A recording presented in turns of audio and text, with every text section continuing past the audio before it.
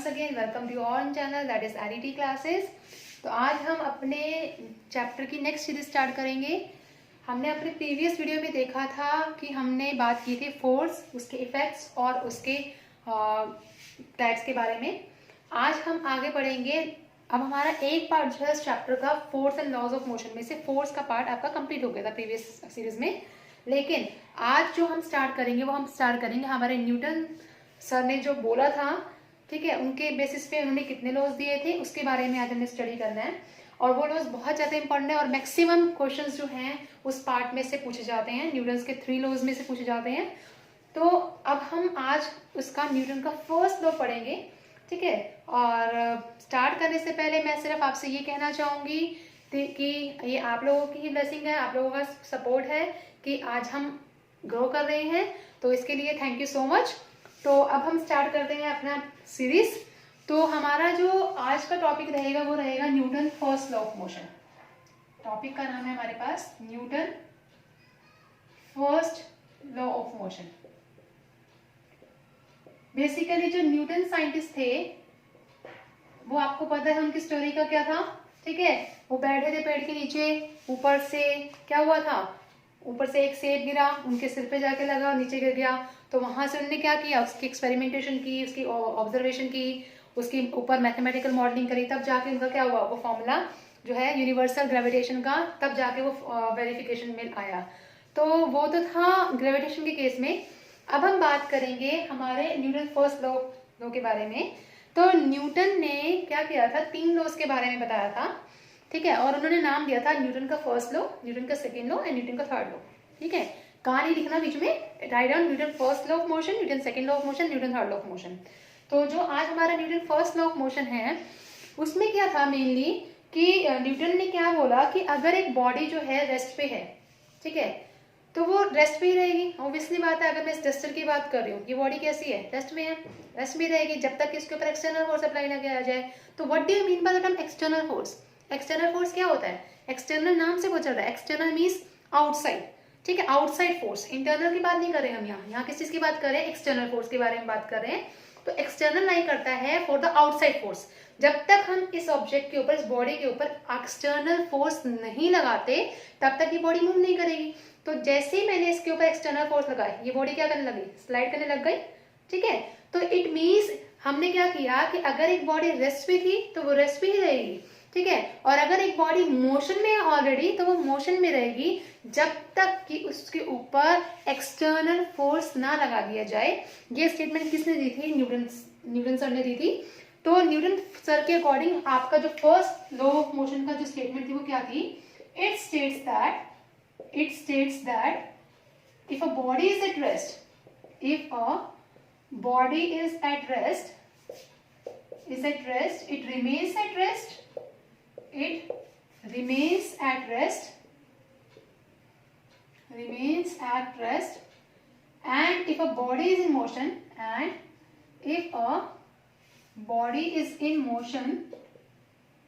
it remains in motion,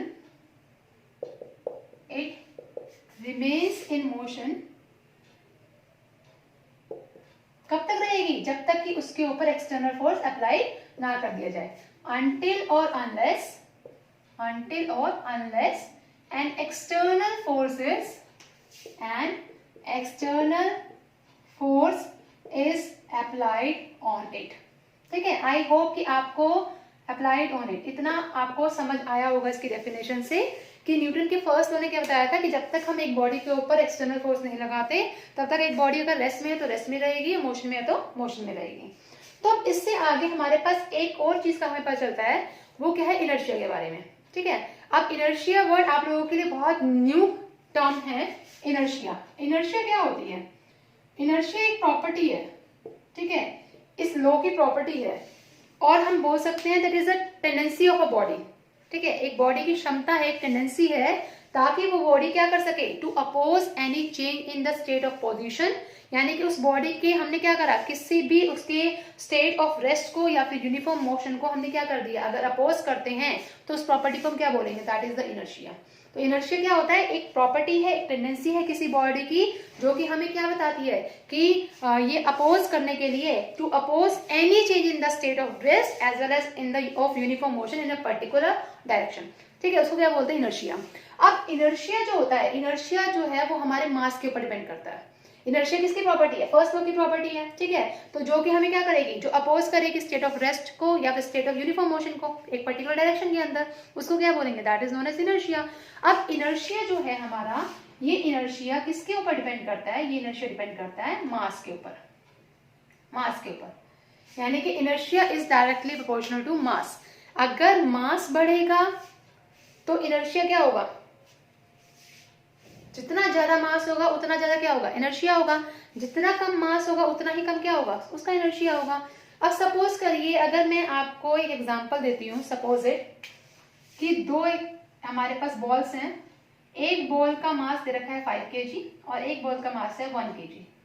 अब आप मुझे बताइए कि किसका इनर्शिया ज्यादा होगा, बताइए मुझे किसका इनर्शिया ज्यादा होगा। अभी मैंने आपको बताया कि inertia is directly proportional to mass. ठीक है, जितना ज्यादा इनर्शिया उतना ज्यादा मास, उतना ज्यादा मास उतनी ज्यादा इनर्शिया। तो मास किसका ज्यादा है, किसका इंक्रीज है, 5 kg का। ठीक है, जिसका मास ज्यादा है उसका इनर्शिया भी क्या होगा, ज्यादा। ठीक है, अब अगर आपको कोई ये बोले कि सपोज करें कि ट्रक ले लें और एक कार ले लें, तो किसका इनर्शिया ज्यादा होगा, कौन करेगा अपोज, स्टेट ऑफ रेस्ट को या फिर यूनिफॉर्म मोशन को, वो करेगा ट्रक। ठीक है, तो ट्रक और कार में हम क्या बोलेंगे कि ट्रक का मास क्या है, ज्यादा है, जिसकी वजह से उसका इनर्शिया भी क्या होगा, ज्यादा होगा। ठीक है, तो आई होप कि आपको इनर्शिया वर्ड समझ आया हो। इनर्शिया क्या है, एक टेंडेंसी है किसी बॉडी की, ताकि वो क्या कर सके, अपोज कर सके या फिर चेंज कर सके स्टेट ऑफ रेस्ट को या फिर यूनिफॉर्म मोशन को पर्टिकुलर डायरेक्शन में, उसको क्या बोलेंगे, इनर्शिया बोलेंगे। अब इनर्शिया डायरेक्टली क्वेश्चन है मास पे। अब इनर्शिया की भी आपको अगर पता हो तो 3 टाइप्स होते हैं इनर्शिया के। ठीक है, एक होता है आपके पास, आई एम राइटिंग हियर, पहला क्या है आपके पास, पहला आता है आपके पास इनर्शिया। इनर्शिया के 3 पार्ट्स हैं आपके पास। ठीक है, हम एक फ्लो चार्ट की फॉर्म में पढ़ेंगे। एक होता है inertia of rest, inertia of rest. एक होता है इनर्शिया ऑफ मोशन, इनर्शिया में नहीं लिख रही हूँ, ये आप प्लीज लिख लीजिएगा, इनर्शिया ऑफ मोशन। और तीसरा होता है इनर्शिया ऑफ डायरेक्शन। तीसरा क्या होता है, इनर्शिया ऑफ डायरेक्शन। 3 हमने पढ़ लिए। ठीक है, पहला क्या पढ़ा, inertia of rest, second inertia of motion, inertia of direction. अब इनर्शिया ऑफ रेस्ट क्या होता है, इनर्शिया ऑफ रेस्ट होता है विच resist the body, which resist a change in the state of rest. ठीक है, अगर एक बॉडी रेस्ट में है तो वो क्या रहेगी, रेस्ट में रहेगी, मोशन में है तो मोशन में रहेगी। तो इनर्शिया ऑफ रेस्ट को कैसे डिफाइन करेंगे, tendency of a body, it is a tendency of a body. किसी बॉडी की क्या है, टेंडेंसी है। ये तो मैंने आपको इनर्शिया के बारे में बताया था, टेंडेंसी ऑफ अ बॉडी, किसकी, किसी बॉडी की टेंडेंसी, ताकि वो क्या कर सके, टू रेजिस्ट अ, रेजिस्ट का मतलब जो उसको अपोज करे, to resist a change in state of rest, state of rest. ठीक है, अब इसमें मैं एग्जांपल लेती हूँ। सपोज करो मैंने एक एग्जांपल लिया कि एक स्टोन ले लिया। ठीक है, उस स्टोन को मैंने किक किया, बहुत बड़ा स्टोन है। ठीक है, लाइक अ बॉल मैं इसको किक कर रही हूँ, तो ऑब्वियसली बात है किक करने की वजह से सोचना मत प्लीज। ठीक है, it is very much dangerous, आपके फुट में इंजरी हो सकती है। तो I am also not taking, I am taking the example just. तो हमने क्या किया, एक स्टोन लिया। ठीक है, उस स्टोन को हमने किक करना लाइक अ बॉल, और एक हैवी स्टोन है, फुटबॉल की तरह हमने इसको किक करना है। तो उस स्टोन का मास क्या है, ज्यादा है। अगर मास ज्यादा है तो इनर्शिया भी क्या होगा, उसका ज्यादा होगा। अगर मास ज्यादा है तो इनर्शिया भी ज्यादा होगा। इट मीन्स यहाँ पर हम अगर उसको किक करें तो वो क्या किक हो पाएगा, like a ball is rolling, नहीं हो पाएगा, क्योंकि उसका एक पर्टिकुलर इरेगुलर शेप है। फुटबॉल की तो फिर भी एक पर्टिकुलर शेप होती है, तो वो किक करते क्या करती है, रोल करती हुई आगे जाती है। लेकिन उस स्टोन का ना तो हमारे पास क्या है, ना तो हमारे पास रेगुलर शेप है, ना ही वो सर्कुलर पार्ट में है, जिसकी वजह से वो क्या करेगा, आगे मूव करेगा। तो उसकी वजह से हमारा जो फुट है वो क्या हो सकता है, उस पर चोट लग सकती है। ठीक है, उसका इनर्शिया ज्यादा होने की वजह से, वो बॉडी रेस्ट में थी तो रेस्ट में ही रहेगी, जिसकी वजह से वो क्या करेगा, हमें हमारे फुट पे क्या होगी, इनफैक्ट इंजरी स्टार्ट हो जाएगी। सेकेंड एग्जाम्पल हम ले लेते हैं कि जब बस या कार सडनली स्टार्ट होती है, ठीक है, तो जो पैसेंजर्स उसके अंदर बैठे हैं वो फॉल करते हैं बैकवर्ड डायरेक्शन में। ऐसा क्यों? आई एम आस्किंग, जब एक बस के अंदर पैसेंजर्स बैठे हैं और जो बस है वो सडनली स्टार्ट होती है, तो जो पैसेंजर्स हैं वो बैकवर्ड डायरेक्शन में जग क्यों लगता है? आप बैठे हैं, ठीक है, एकदम से बस स्टार्ट हुई तो आपको एकदम से बैक जग लगा, ऐसा क्यों? क्योंकि जब आप बस में बैठे हैं, ठीक है, तो आपका जो लोअर पोर्शन है जो सीट के साथ फिक्स है, ठीक है, तो वो बस जैसे स्टार्ट होगी आपका लोअर पोर्शन भी किस में आ जाएगा? स्टेट ऑफ मोशन में आ जाएगा। लेकिन जो आपकी अपर पार्ट है बॉडी का, ठीक है, वो कैसा रहेगा? इन द स्टेट ऑफ रेस्ट, ठीक है, तो उसको मोशन में आने के लिए टाइम चाहिए होगा, जिसकी वजह से वो जो बॉडी है वो क्या करेगी? वो बॉडी किस पोजीशन में आ जाएगी? वो बॉडी आ जाएगी हमारी रेस्ट। तो जो हम ये बोल रहे थे कि जब बस सडनली स्टार्ट होती है तो कैसा लगता है? बैकवर्ड जर्क लगता है, ठीक है। तो बैकवर्ड जर्क के केस में हम क्या बोलते हैं कि जो पर्सन का जो लोअर बॉडी है, जब जैसे ही बस ये व्हीकल स्टार्ट होगा तो lower part of the body किस में आ जाएगी? मोशन में आ जाएगी। और जो ये अपर पार्ट है बॉडी का वो किस में आ जाएगा? It comes in the rest. तो इस केस में हम क्या बता सकते हैं कि इनर्शिया ऑफ रेस्ट क्या कर रहा है? अकर कर रहा है इस केस में, ठीक है। ऐसे आप बहुत सारे एग्जांपल ले सकते हैं कि जो राइपन फ्रूट होते हैं या राइपन वेजिटेबल्स होती हैं वो सडनली क्या होती हैं? डिटैच हो जाती हैं ट्री से। क्यों हो जाती हैं? क्योंकि जब हम ट्री को क्या करेंगे, ट्री कैसा है? रेस्ट में है, ठीक है, और उसको शेक कर रहे हैं जब हम ट्रीज को, तो जब वो शेक हो रहा है तो उस शेक के केस में क्या हुआ? ट्रीज तो अपनी जगह पर हैं लेकिन लीव्स क्या करेंगी? मोशन में आएंगी। लेकिन जब वो मोशन में आएंगी तो वो क्या होंगी? वो डिटैच होके उस ट्री से क्या होंगी? नीचे फॉल करेंगी। जब वो नीचे फॉल करेंगी तो वो कौन से स्टेट में रहेंगी? It is in the state of the rest, ठीक है। तो इनर्शिया ऑफ रेस्ट की वजह से क्या होंगी? टूट के नीचे गिर जाएंगी। तो ऐसे बहुत सारे एग्जांपल इसके केस में ले सकते हैं इनर्शिया ऑफ रेस्ट के केस में। अब एक और एग्जांपल अगर मैं आपको बताऊं, कभी आपने किसी कार्ड को फ्लिप किया हो किसी ग्लास के ऊपर, ठीक है। सपोज करिए कि मेरे पास ये ग्लास है, सपोज ये ग्लास का पार्ट है, मैंने इसके ऊपर क्या करा? एक कार्डबोर्ड का रख दिया। कार्डबोर्ड के ऊपर क्या रखा मैंने? एक, सपोज करिए ये हमारा कार्डबोर्ड है, ये कार्डबोर्ड है हमारे पास, और इसके ऊपर एक 5 रुपीज का कॉइन है, ठीक है। ये तो बहुत मोटी डायरी है तो इसको हम फ्लिप प्रॉपरली नहीं कर पाएंगे। अब इसको अगर हम रखते हैं और इसको हम क्या करते हैं? फ्लिक करते हैं अपने हाथ से, तो ये क्या होगा? फ्लिक हम किसको कर रहे हैं? इस कार्डबोर्ड को। लेकिन उसके ऊपर जो कॉइन होगा वो क्या, कॉइन कैसा रहेगा? रेस्ट पोजीशन में रहेगा। जैसे ही आपने उसको फ्लिप किया वैसे वो कार्ड किस में आ गया? मोशन में आ गया। लेकिन वो कॉइन रेस्ट में था तो उसको क्या चाहिए होगी? रेस्ट पोजीशन चाहिए होगी। तो ये यहाँ से क्या हो जाएगा? ये आगे चला जाएगा और कॉइन कहाँ चला जाएगा? इस ग्लास के अंदर चला जाएगा, ठीक है। तो ये भी किसका केस है? It is in the case of due to inertia. तो जब भी आपके पास क्वेश्चन अगर एप्लीकेशन बेस्ड इनर्शिया के ऊपर आता है तो उस केस में आपको इनके साथ साथ ये लिखना बहुत जरूरी है that it is due to the inertia. अगर आप इनर्शिया नहीं लिखेंगे तो इनर्शिया की वजह से आपका मार्क्स कट हो सकते हैं, ठीक है। अब आता है हमारा इनर्शिया ऑफ मोशन के केस में। अब इनर्शिया ऑफ मोशन क्या होता है? सेम ही आएगा, tendency of a body to resist a change in the state of motion आ जाएगा सिर्फ यहाँ पे, कि मोशन के चेंज स्टेट को क्या करना है? हमने चेंज करना, that is known as what? Inertia of motion. अब इसमें आप एग्जांपल ले सकते हैं कि बस अगर सडनली स्टॉप हुई, ठीक है, तो जो पैसेंजर्स है उसके अंदर वो क्या होगा? उनको बैकवर्ड जग लगेगा। बैकवर्ड या forward? It is forward, yes. तो इस केस में हम क्या बोल रहे हैं कि जैसे ही बस सडनली क्या हुई? स्टॉप हुई, वैसे ही जो पैसेंजर उसके अंदर बैठा था उसको कैसा लगेगा? फॉरवर्ड जग लगेगा, एकदम से आगे की तरफ वो फॉरवर्ड जग लगेगा। क्यों लगेगा? क्योंकि बस क्या हुई? स्टॉप हुई। तो आपका जो लोअर पोर्शन था बॉडी का वो बस के साथ कैसा था? इन द स्टेट ऑफ, किस स्टेट में था? It is in the state of rest. अब क्योंकि बस भी क्या हो गई? स्टॉप हो गई। लेकिन अपर पार्ट कैसा था? मोशन में, ठीक है, उसको रेस्ट में आने के लिए टाइम लगेगा, जिसकी वजह से उस upper part of the motion क्या रहेगा? फॉरवर्ड जब रहेगा।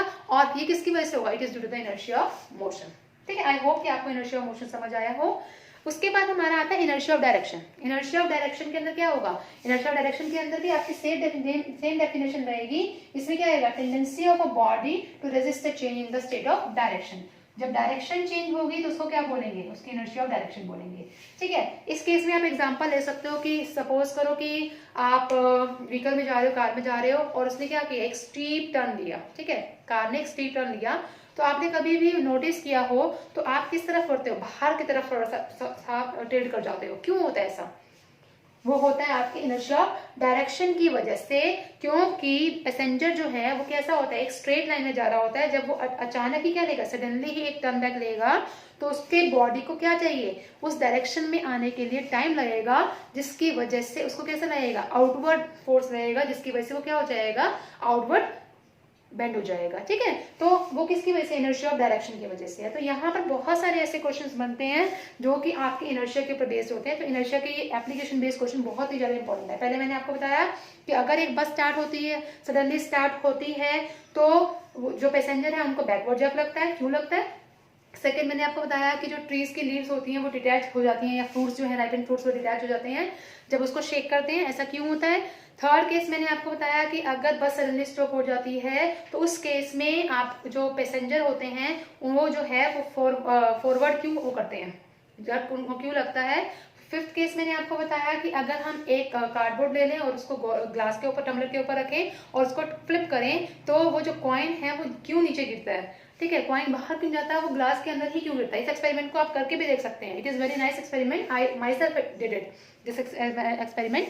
और अगर डायरेक्शन की बात करते हैं तो अगर एक स्टीप टर्न लेते हैं कार या व्हीकल, तो उस केस में वो जो है पर्सन या पैसेंजर जो भी अंदर बैठे हैं उनको साइड बेंड क्यों होना पड़ता है, वो आउटवर्ड क्यों गिरते हैं, ठीक है। Fall out, why it is why they are falling outside, ठीक है। तो आपको इन सभी के क्वेश्चंस के आंसर देने हैं, ठीक है। आप इसको हमारे कमेंट बॉक्स पे भी लिख सकते हैं, अगर कहीं पे प्रॉब्लम लाई करे तो आप पूछ सकते हैं, ठीक है। These questions are very important. और इनर्शिया फर्स्ट लॉ के केस में आपका फर्स्ट लॉ है आपका, इस केस में आपके ये एप्लीकेशन बेस्ड क्वेश्चन बहुत बहुत बहुत ज्यादा इंपॉर्टेंट है, ठीक है। और ये हमेशा पेपर में पूछे जाते हैं आपके, 3 मार्क्स में भी आ सकता है, 2 मार्क्स में भी आ सकता है, डिपेंड्स ऑन द क्वेश्चंस, ठीक है। इसके बाद हम करेंगे अपना न्यूटन सेकेंड लॉ, जो हम अपने नेक्स्ट वीडियो में करेंगे। टिल देन आप इसे प्लीज पढ़िए, जहां पे भी प्रॉब्लम है आप उसको पूछ सकते हैं, कमेंट कर सकते हैं, और साथ में please bless us with and support us with your love and affection and always give your support to us